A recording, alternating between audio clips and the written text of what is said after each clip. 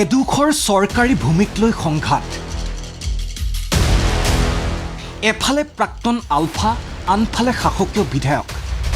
নাহৰকটীয়াৰ বুঢ়ীদিহিং নৈৰ কাষৰ এই দুখৰ চৰকাৰী ভূমিক লৈ আৰম্ভ হৈছে সংঘাত ডিব্ৰুগড় জিলাৰ প্ৰাক্তন আলফা সমন্বয়ৰক্ষী সমিতিয়ে ৭ ভনী সমবায় সমিতি নামেৰে এখন সমবায় গঠন কৰি এই চৰকাৰী মাটিত কেইবা বছৰ ধৰি কৰি আহিছিল কৃষি কৰ্ম সমান্তৰালভাৱে ৰিজৰ্ট খুলি ব্যৱসায় আৰম্ভ কৰিছিল সমবায় সমিতিখনে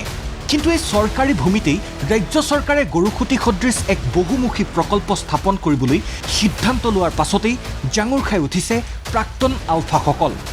তেওঁলোকে যেতিয়া কমিউনিটি ডেভেলপমেণ্ট কৰিব আমাক ইয়াৰ পৰা উচ্ছেদিত কৰিহে কৰিব তেতিয়া আমি অনুৰোধ জনাইছিলোঁ তেওঁলোকে মানি নল'লে মানি নোলোৱাৰ কাৰণে আমি আচলতে সন্মানীয় মুখ্যমন্ত্ৰী ডাঙৰীয়ালৈ আমি মেইল কৰিলোঁ যিহেতু আমি প্ৰাক্তন বিদ্ৰোহীসকলৰ পুনঃসংস্থাপনৰ বিষয়টো জড়িত হৈ আছে ইয়াত স্থানীয় বিধায়ক তৰংগ গগৈয়ে সমবায় সমিতিখনৰ বিৰুদ্ধে থিয় দিয়াৰো অভিযোগ এওঁলোকৰ উচ্ছেদ কৰিলেতো এইটো আৰু চৰকাৰী ব্যৱস্থা আমাক গঢ়ি তুলি দিব লাগিব আমাৰ ইয়াত কিমানেই খৰচ হ'ল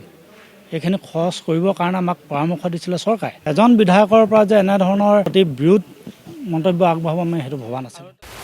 পিছে প্ৰাক্তন আলফাসকলৰ এই অভিযোগৰ পাছতেই তাৎক্ষণিক প্ৰতিক্ৰিয়া নাহৰকটীয়াৰ বিধায়ক তৰংগ গগৈৰ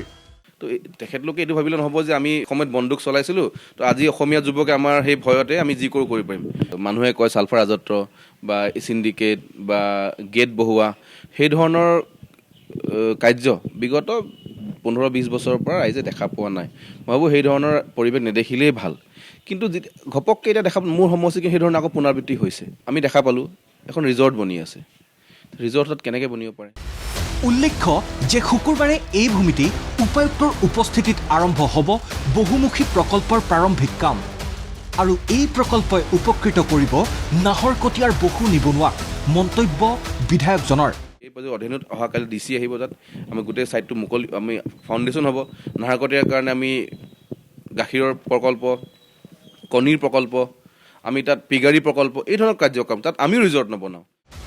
সশস্ত্ৰ সংগ্ৰামেৰী মূল খুঁটিলৈ অহা প্ৰাক্তন বিদ্ৰোহী আৰু বিধায়কৰ এই সংঘাতে কি ৰূপ লয় সেয়া সময়েহে ক'ব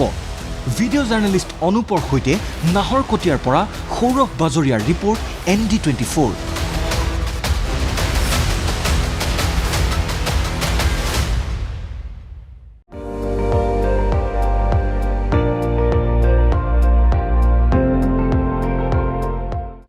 আপুনি চাই আছে ND24